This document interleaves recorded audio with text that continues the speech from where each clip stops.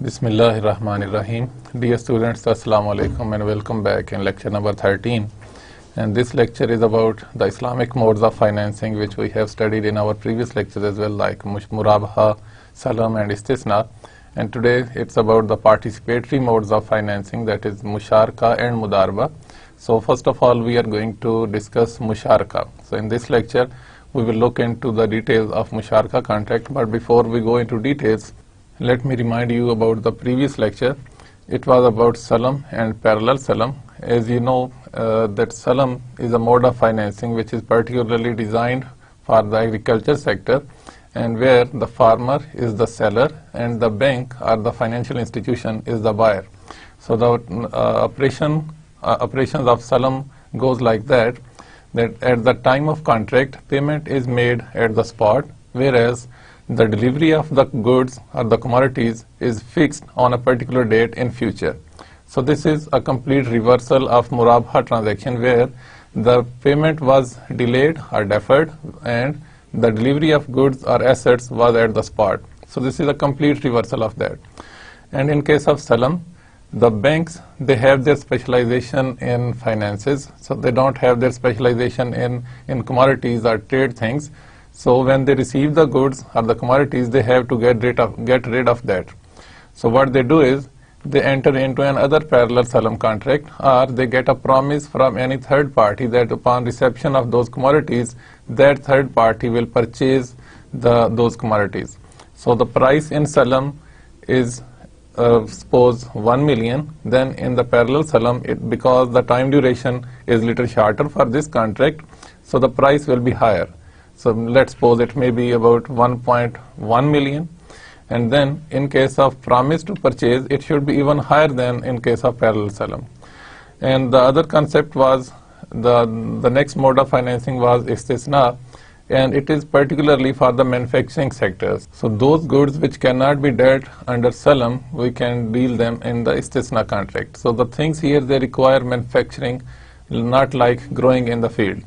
So in the same way, there is Istisna contract between the seller, the manufacturer and the buyer. And the difference here from Salam is that in case of Salam, payment was made at the spot, and in case of Istisna, payment can be made at the spot and it can be delayed. It can be on the installment basis, or it can be on the stages of completion of the manufacturing of those commodities.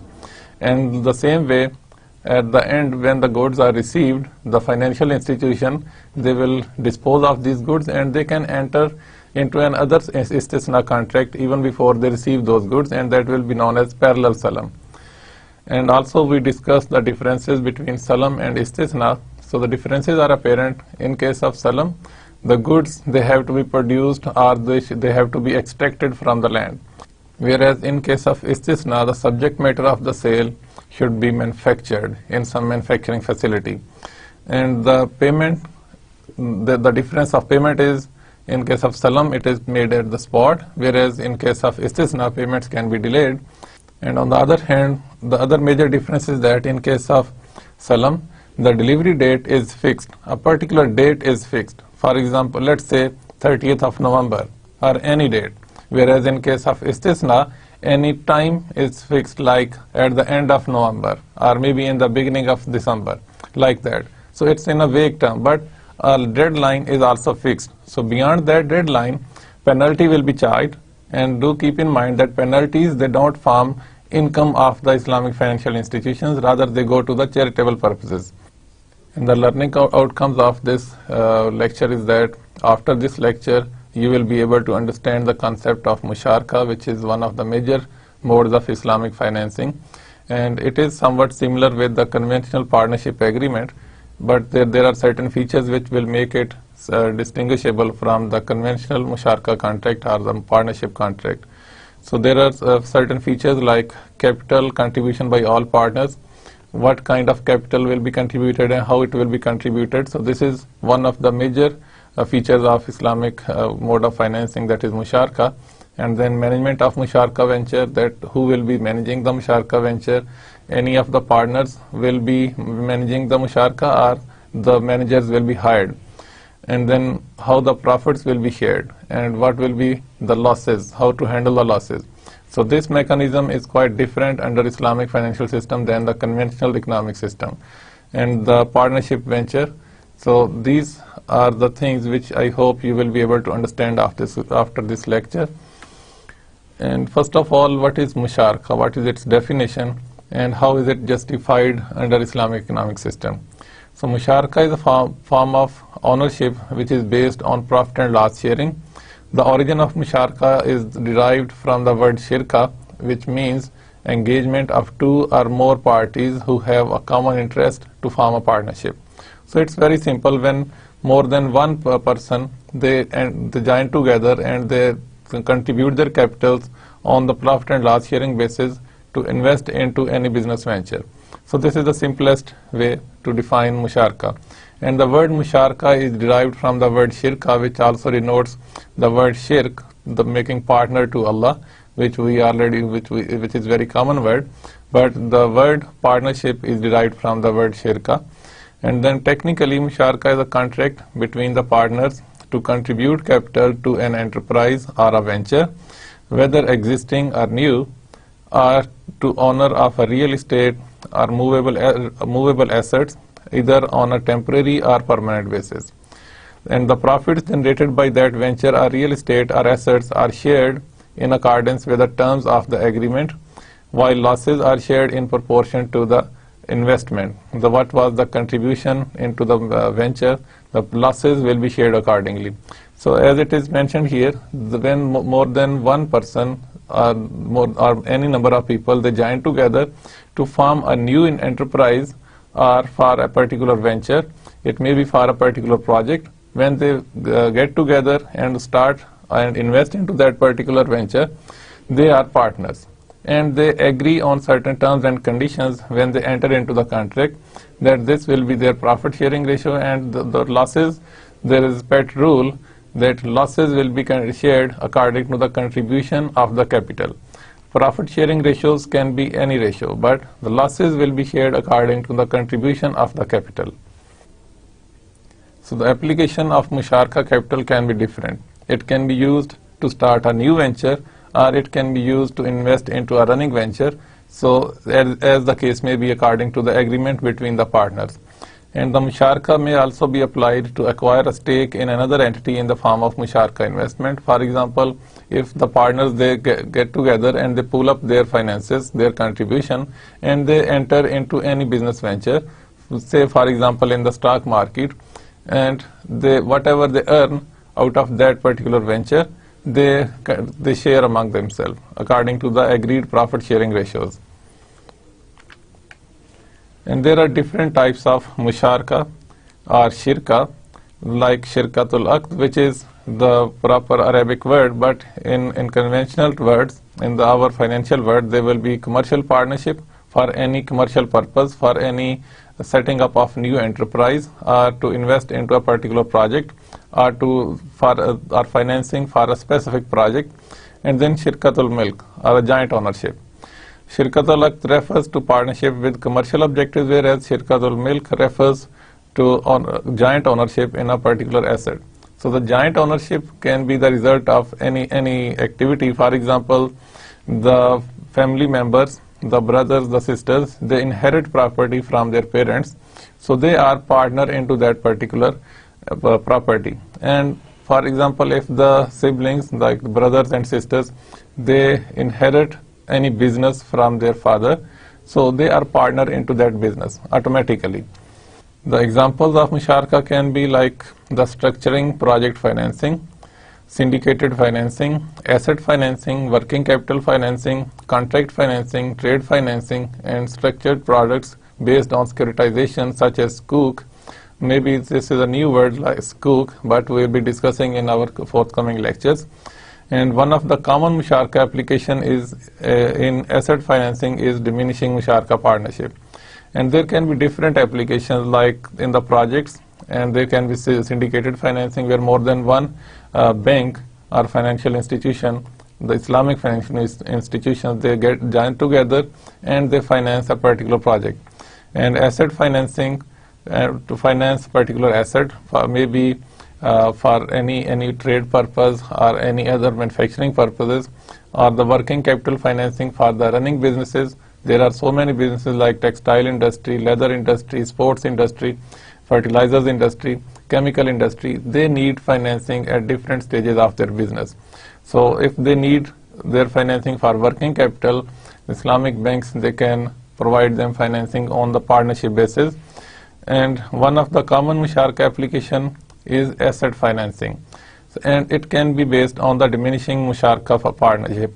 The diminishing musharaka contract is that when Islamic bank and the client, they get together and they contribute their capitals to purchase, suppose, a house for the client, for one of the partners, and they both are partner into that house. Suppose a house is purchased by the contribution of the bank and the client.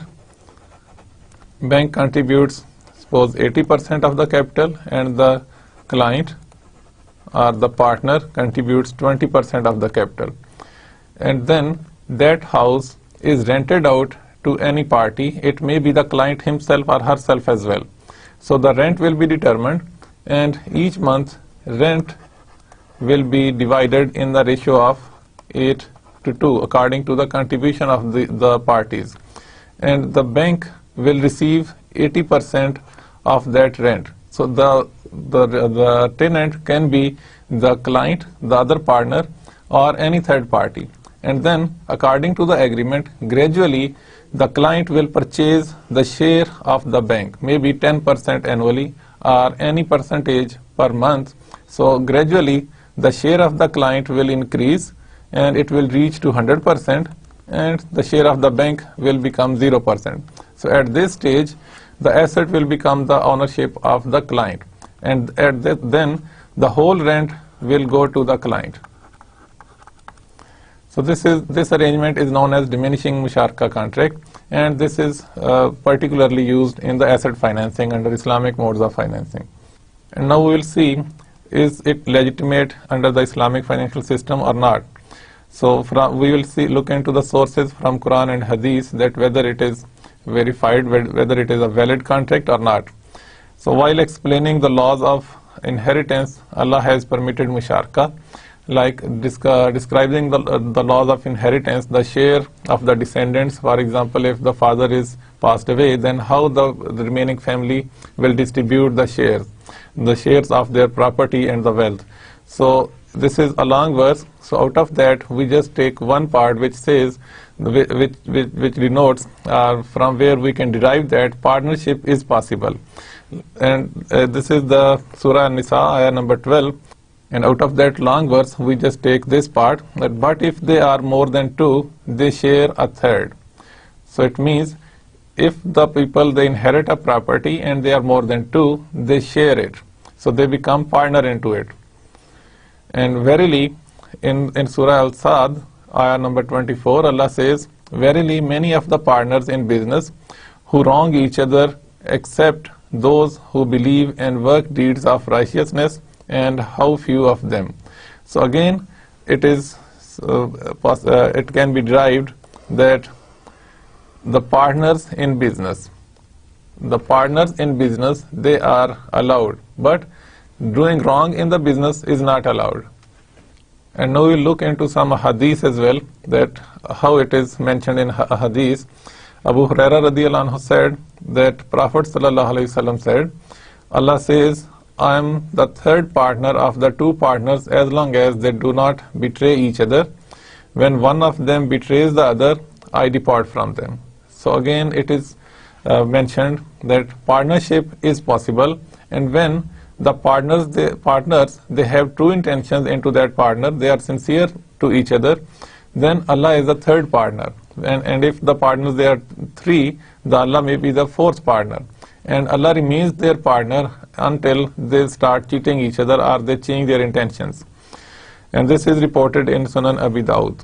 And in another hadith which is reported in Musnad Ahmad, Abu al-Minhal narrates that Zayd ibn Arqam and Al-Barr ibn Azib were partners, and they bought silver in cash and credit.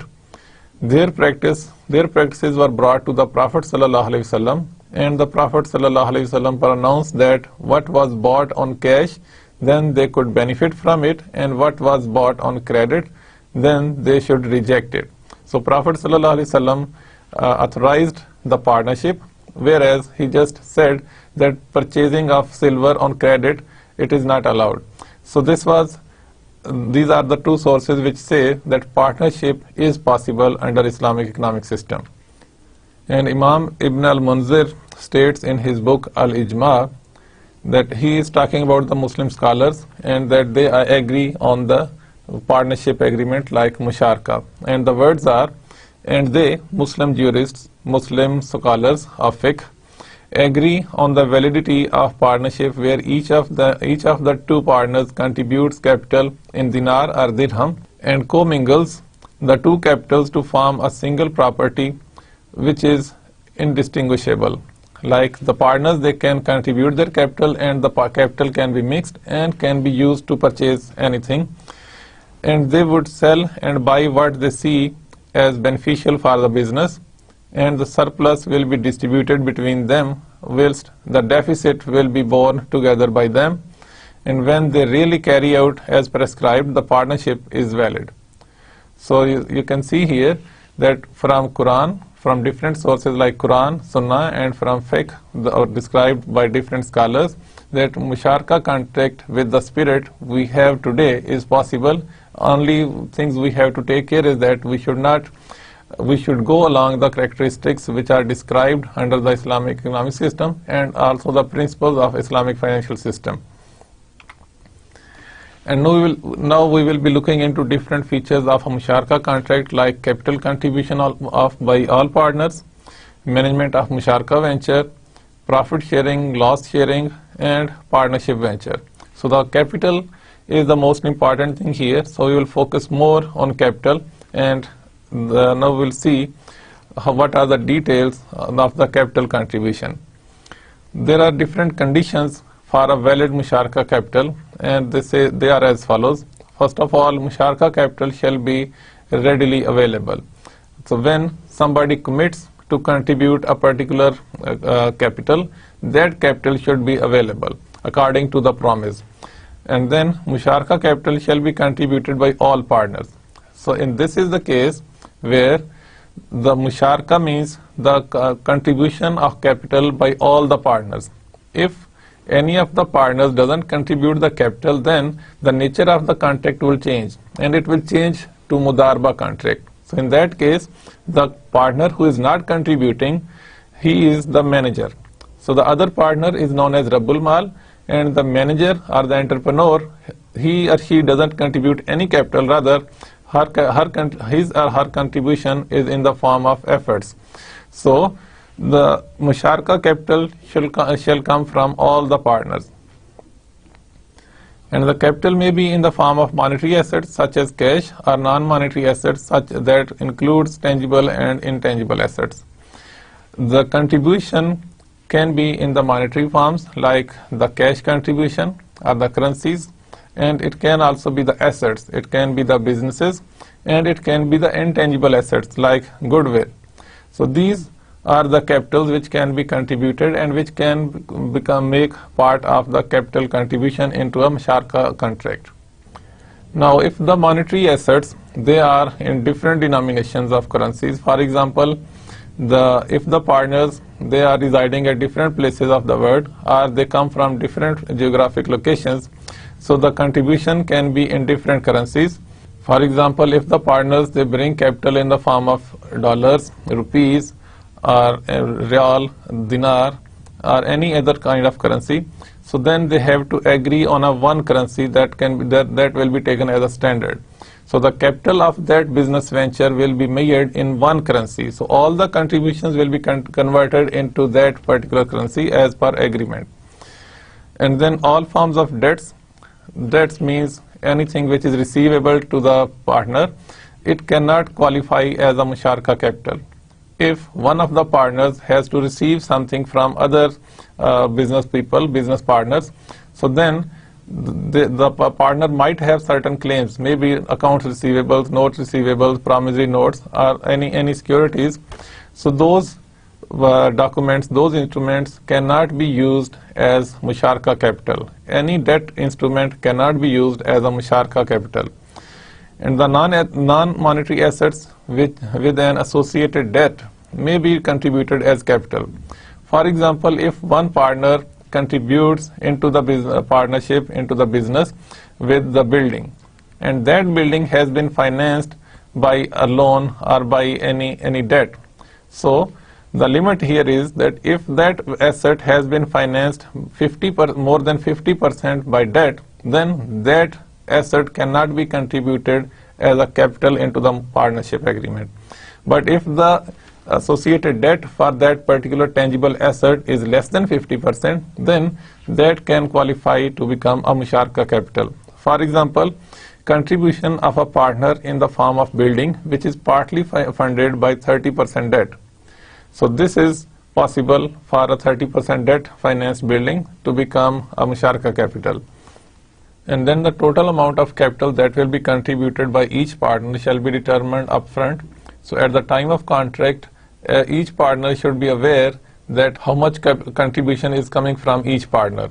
For example, if there are two partners and they agree one of the partner has to provide the monetary capital and the other one with some tangible assets, so they must know that how much capital is coming in the form of monetary resources and what is the type of asset and what will be the worth of that asset.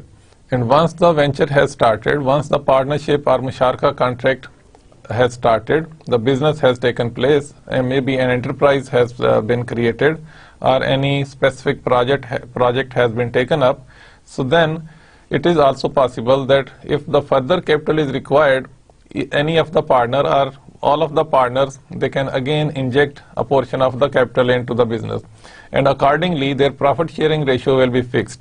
If, for example, the contribution was 50% each, then the profit sharing was 50% for each, for example, if they agree on that.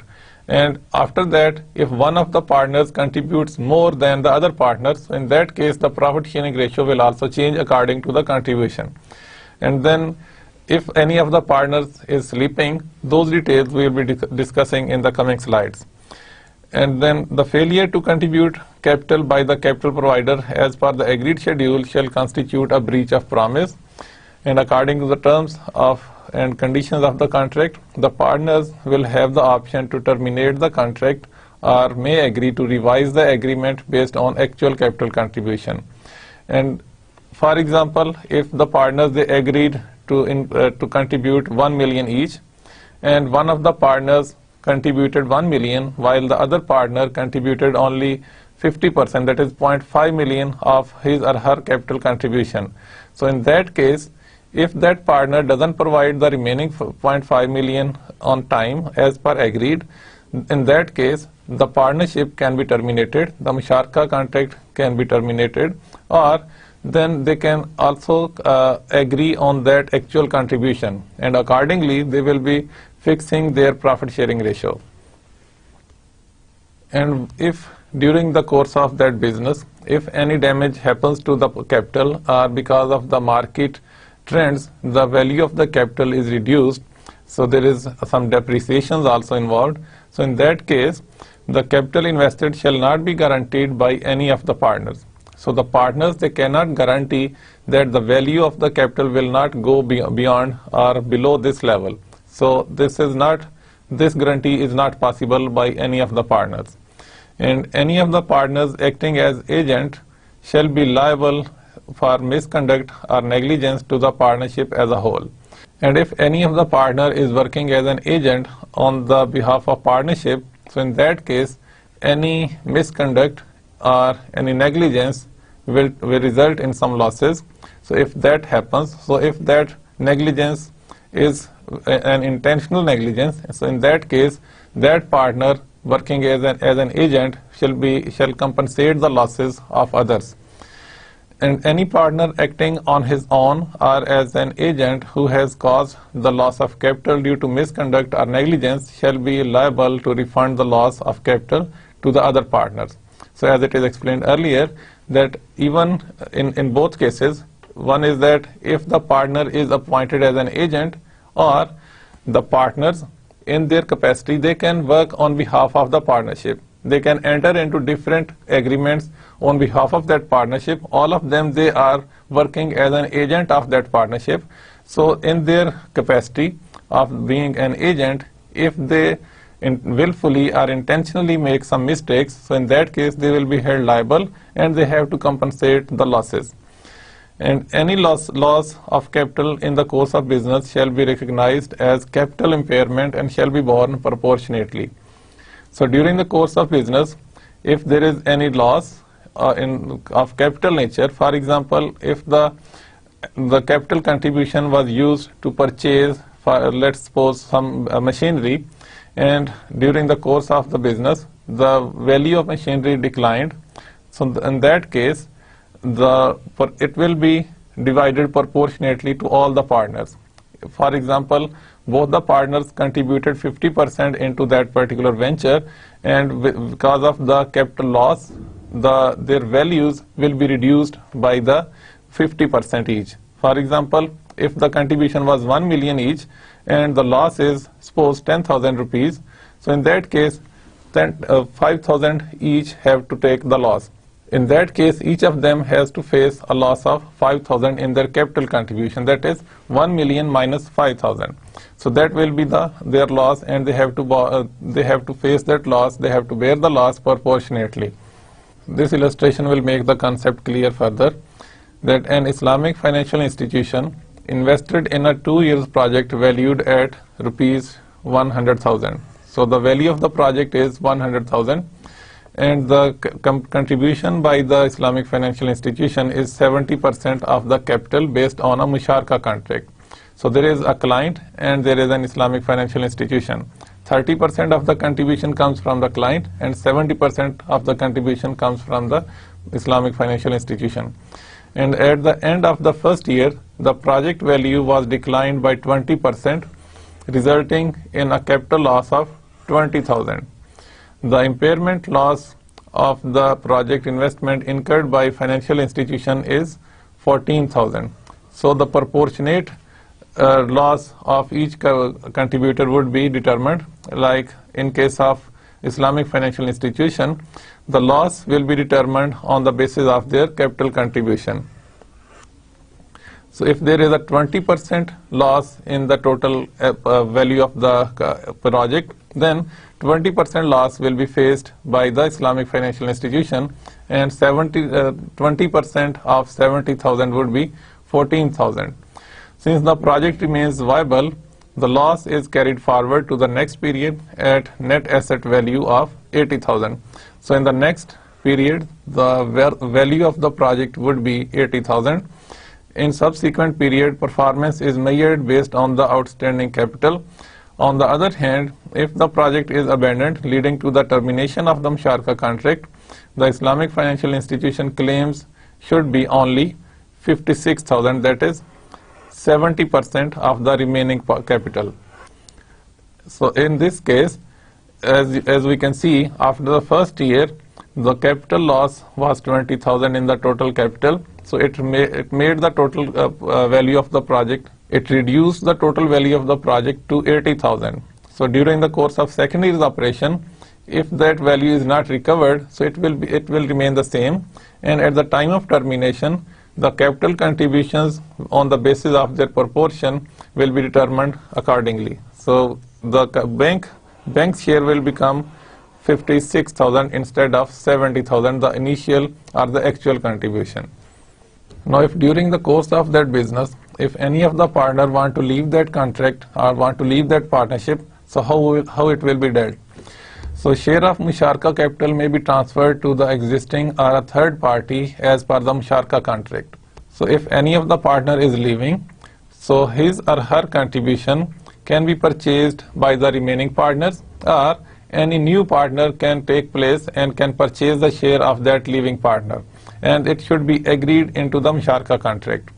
And the Musharaka agreement may impose a condition that compels the partner to offer the redemption of the partner's share of capital to existing partners based on certain agreed terms and conditions. So one arrangement is that the living partner's share can be purchased by any person. So that person can become a partner into that Musharaka contract. And the other possibility is that if it is mentioned in the agreement that living partner can sell the share only to the existing partners, so in that case, the existing partners, they will purchase the share of the living partner. And the capital gains or losses will be shared by the partners. So at the time one of the partner is leaving, so the value of that project will be determined, and proportionately the share will be determined for each partner. So like in our previous example, if at the end of the project the value of the asset reduced from 100,000 to 80,000, so proportionately share of each partner will be determined. And if the value increases, so it will increase the contribution by the percentage the value of the asset has increased. This illustration will help you understand more clearly that if two Musharaka partners involving an Islamic financial institution and a customer contributed 50% capital respectively, that both the partners, they contribute 50% each, and the ratio is maintained throughout the investment period, and this ratio is maintained throughout the investment period. It is provided in the agreement that either party may exit or invite new partners subject to the consent of both parties. In either case, the remaining partner will have the right of preemption to increase or maintain the share during the period. The Islamic financial institution decides to reduce its share to 20%, and the customer has the right to increase to 80% or allow a third party to acquire the remaining 30% share. So as you can see here, the initial contribution was 50% each, and if the bank want to reduce its share to 20%, so then the remaining 30% can be sold to any other partner, or it can be given to the existing partner. So the existing partner can increase its share to 80%, or otherwise, if that share remains same, and it can be sold to any new partner. So in that case, instead of 2, there will be 3 partners into the Musharaka contract. Now we will be discussing the second feature of Musharaka contract, that is management of the Musharaka venture. So there can be different possibilities. First of all, management by all partners. Like all the partners, they are active partners, and they take part into the business activities of that partnership. And the second possibility is that management by certain partners are single partner, and in this case there can be more than 2 partners, and one of the partner is nominated as the working partner. So other partners, they might be working as a sleeping partner. And the third arrangement is that management by a third party. So if all the partners, they don't want to engage into the activities of that Musharaka, they can hire the services of the managers. So these 3 arrangements are possible. So under these arrangements, how the share of the profit or the fee or remuneration is determined, we will look into details. Managing partner or managing partners, they may be are entitled to an agreed remuneration for their services as the manager, in addition to their share in profit sharing as a partner. Alternatively, the agreed remuneration may also be in the form of greater profit sharing ratio. So these arrangements are possible. For example, if one of the partner or more than one of the partners, they are appointed as the working partners, so they can be paid some salary or any fee for their efforts.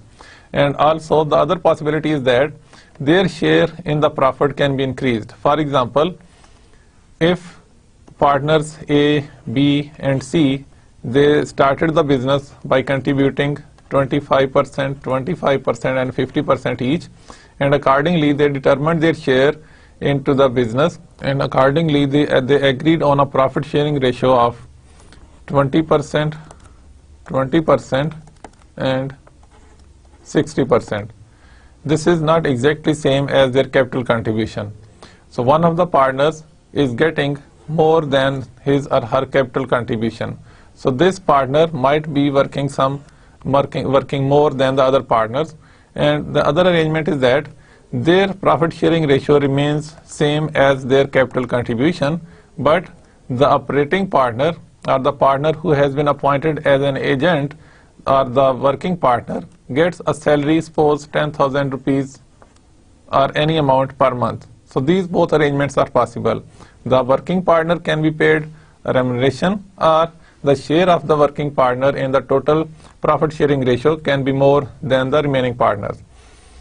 And the illustration of appointment of a partner as manager: suppose an Islamic financial institution and a customer jointly finance 80 and 20% of the capital. Suppose an Islamic financial institution and a customer, they jointly finance on 80 and 20% capital contribution in a project based on a musharaka contract. In addition, the Islamic financial institution appoints the customer or the partner as professional manager on a fee-based arrangement to manage the project. Profits to be shared are after deducting the fee paid to the customer, the partner who provides management services. Suppose the profit sharing ratio was according to the capital contribution, that is 80 and 20. So in that case, if the working partner is appointed on a fee, suppose 1,000 rupees per month, and their profit was suppose 10,000, so in that case the profit will be determined after payment of that fee. So the net profit would become 9,000. So this profit will be shared on this profit sharing ratio. And the other arrangement is that the partners in a musharaka contract, they can appoint any person, any third person as manager of that venture. So in that case, the profit sharing ratio will remain the same, and the profit will be determined after payment of the fee or salary or remuneration for that hired manager. So the illustration would be that if the Islamic financial institution and customer of the bank jointly finance based on 80 and 20% of the capital, and that is a musharaka contract, the partners then engage in a professional manager. The partners then engage a professional manager on a fee-based arrangement to manage the project. Profit to be shared are after deducting the fees paid to the professional manager. So if the total profit is 10,000, the fee of the manager is 1,000, so then again the profit will be based on the 90,000 rupees. So these are arrangements which can be possible. And this is also possible that among the partners there will be some working partners, there will be some sleeping partners. So those partners which are sleeping partners, they may waive their voting rights relating to the management of the musharaka. So they might hand over all the responsibilities, all the decision making to the working partners. So they may waive their voting rights into that partnership agreement or a musharaka contract. And the managing partners as an agent shall be liable for any loss caused by his or her negligence or misconduct or breach of management contract. So if any loss happens because of these three reasons, that is negligence, misconduct or breach of management contract, so in that case the working partners, they will be liable for that loss and they have to compensate that loss.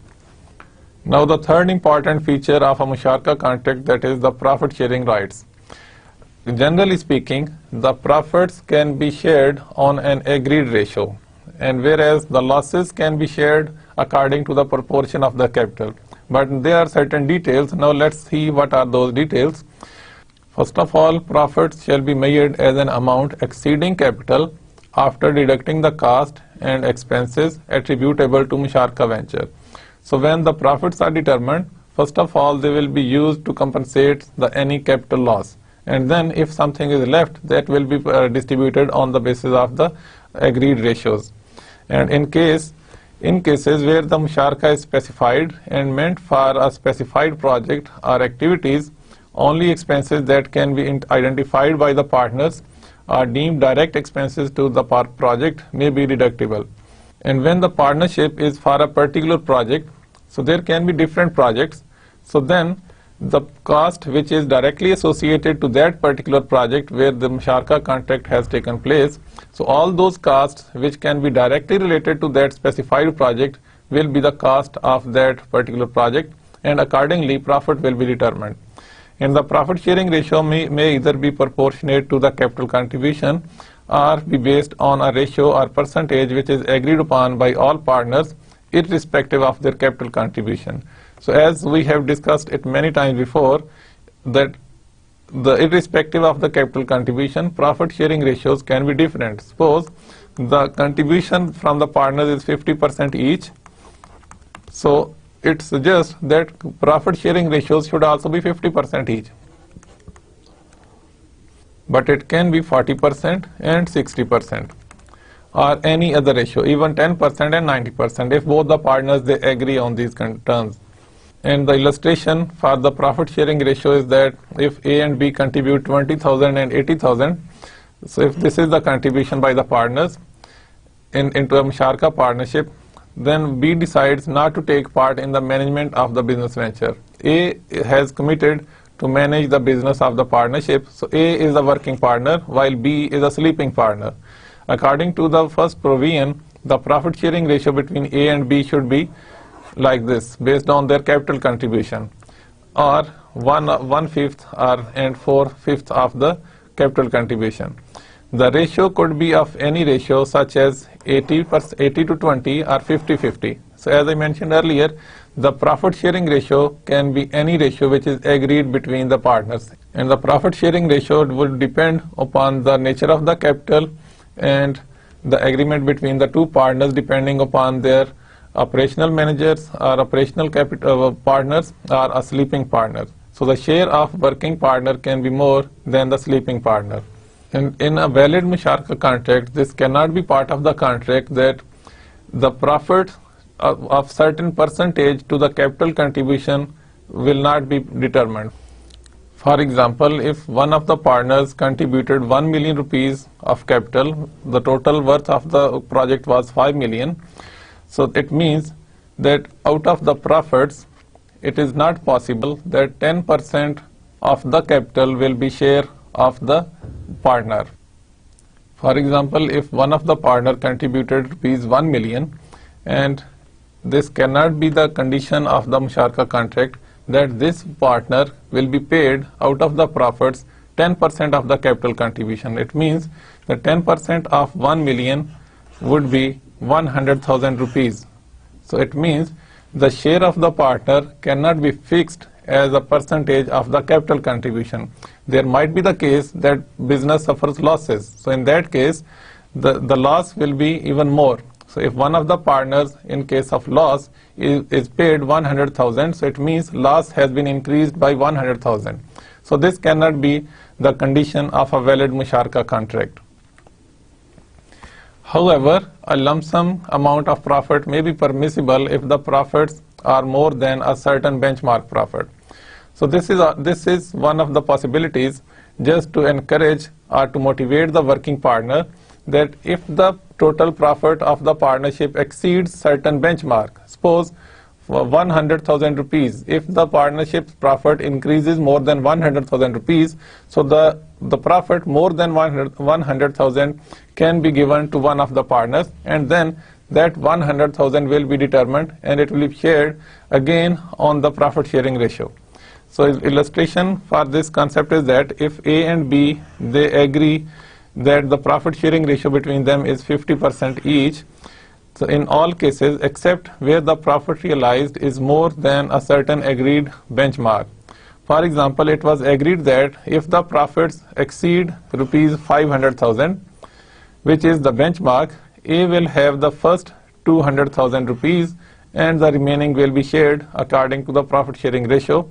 Effectively, both partners could share in the profit. With this arrangement, if the profit is below the agreed benchmark, then a profit sharing ratio will be 50% each. It means that to motivate the partnership arrangements, if one of the partner is working partner, and just to encourage that partner or to motivate that partner, it can be mentioned in the contract if the profits exceed 500,000 rupees, so this will be reward of the working partner, and then deducting that reward, remaining share can be again distributed among at the agreed ratio. So in this case, share of one partner would become that out of 500,000 rupees of profit, 2,000 rupees, 200,000 will be given to one of the partners. So the remaining 300,000 will be distributed between A and B on 50% share basis. So the 50% would be 150,000. So one of the partner will be getting 150,000, while the other partner, which is the operating partner or the working partner, will be getting 350,000 rupees. So this arrangement is possible. So in this case, both of the partners, they share a profit. So as per our discussion, it is not permissible to express profit in a musharaka in a form of percentage of capital only. That means a payment of fixed profit regardless of the actual profit realized. So this is not allowed. The fixation of profit is not allowed in Islamic financial system. And partners in musharaka shall not fully or partially guarantee the principal and profit of another partner. So this is again one of the features, that any of the partners cannot guarantee the share of profit for the other partner. But there can be some cases where a third party who is not related to any party in the musharaka in terms of equity ownership and management control may guarantee the profit to the musharaka venture subject to certain conditions. For example, if a musharaka financing agreement is signed to build and rent a property to an identified tenant, the partners can obtain an undertaking from the prospective tenant that upon completion of the property and its availability for occupancy, the tenant will lease the property for a specified period at an agreed rental lease at an agreed rental rate. Profit to be shared between the partners is based on the guaranteed rental income by the lessee for the lease agreement. This guaranteed rental by a third party is permissible. So in this case, the partnership can guarantee that this can be the profit of that partnership. It means that when the partners, they know that what is going to be their future profits. So in this example, when the project is to construct a building and then rent it out to any tenant, so in that case, according to the promise of the tenant and the rental income which was agreed by the tenant, so the partners, they can determine their future share out of their profits. So this is possible. Otherwise, the fixation of profit is not allowed in the Islamic financial system. And there can be certain cases where an unusual investment income from Sharia prohibited activities of musharaka venture due to unavoidable circumstances, and this type of income will be distributed to the charity. For example, if the investors through musharaka participation, when more than one partner, they contributed their capital to invest into the stock markets or into different businesses, and they subscribe to an investment fund that invests in portfolio of several large companies. So if the musharaka capital is invested into an investment management company, the funds management company, and that company invests the funds into a portfolio of different companies, the stocks of different companies. So during the investment period, one of the companies shifted its core business to non-Sharia compliant activities. So when the shares have been purchased out in the stock market for one particular business entity, and the business of that entity, that company is halal, but later on that company shifted its business activities from Sharia compliant activities to non-Sharia compliant activities, that is from halal activities to haram activities. So at that point, the investment should be withdrawn, and if during that process any profits are earned, so the profits during those time when the business was not halal, so the profit of that time period shall be determined, and it will be deducted out of the profits, and it will be given into some charity. And now the loss sharing. So the loss sharing mechanism is quite interesting under Islamic financial system because it is different from the conventional system, and it has some details like capital loss incurs when a capital asset, investment or real estate decreases in value. When your capital assets, they decrease in value, the loss is capital loss, and when they increase in value, it is a capital gain.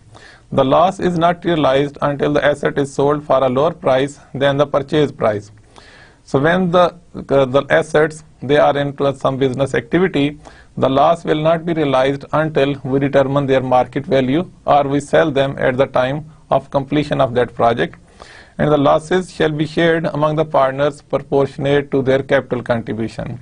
So each of the partner will have the loss, will face the loss according to their capital contribution. For example, if the capital contribution was 50%, so the loss will be 50% for that partner. And the preferential treatment to a particular partner over the others in the same Musharaka venture in absorbing the loss shall not be permissible. So if there are two partners and one of the partner is exempt from facing any kind of loss, this is not allowed under Islamic financial system. All the partners, they have to share the loss proportionately according to their capital contribution. And the loss to the partners shall be limited to the capital contribution of each partner. And there can be some exceptional cases. For example, if the government if the government wants to encourage the people to engage in some business activities, into some entrepreneurial activities, then the government may guarantee the entrepreneurs that you enter into that businesses, you invest into the businesses. If there is any capital loss, the state will be responsible for that. This arrangement is possible. So a third party may undertake to bear the loss of a partner. In order to encourage public participation in the Musharaka investment, the government may provide a guarantee on the capital of Musharaka venture. This type of guarantee is permissible and valid as the government is an independent party to the Musharaka venture.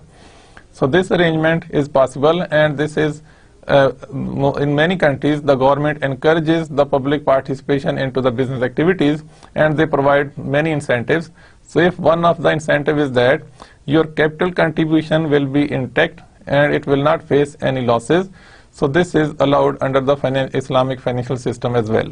And this is also possible that at the time of loss, any of the partner can commit that he or she will bear the loss of such and such partner. For example, if one of the partners has a very weak financial position, so in that case, a partner who has a strong financial position, just by an act of virtue, can commit that all the loss I will bear for that particular partner. This is allowed. And if the loss is due to misconduct, negligence, or breach of terms and conditions by the managing partner, then that managing partner has to bear all that loss, and he or she has to compensate that loss. And the fifth feature of a Musharaka contract is that the partnership venture, that what kind of business can be undertaken under the Musharaka contract. So of course it should be Sharia compliant. So business ventures of Musharaka shall be Sharia compliant and may be conducted in various sectors such as trading, plantation, construction, manufacturing, investment, and services. So in each area of business it is possible to invest based on the Musharaka contract, and it should be Sharia compliant. Any business activity, any entrepreneurial activity which leads toward the manufacturing or trading into some haram activities, for example dealing in alcohol based products or dealing in haram meat, so this is not allowed. And also dealing in narcotics, this is not allowed. And there are so many things, the involvement in those activities is not allowed under Sharia, so those activities cannot be financed with the Musharaka contract. A Musharaka contract may be adopted for non-commercial activities which are non-profit oriented. So there are different non-profit oriented kind of activities. For example, in the NPO or NGO sector, the partnership is possible in those sectors as well. And pre-contracting costs like feasibility study may be charged to the customer subject to his or her consent.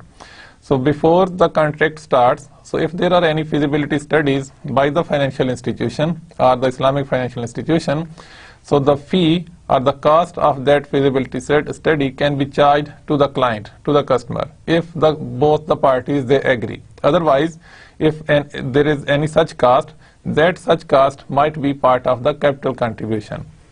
Now the summary of the lecture. So in this lecture we discussed the concept of a Musharaka, like what are the terms and conditions, what is the definition of Musharaka, what was the Sharia legitimacy of this contract, and also we discussed different features of a Musharaka contract like capital contribution, then management of Musharaka, profit sharing and loss sharing mechanisms, and then partnership ventures, that is what kind of business activities can be financed with the Musharaka contract. This was about our today's lecture. Inshallah, see you in the next lecture. Till then, Assalamu alaikum.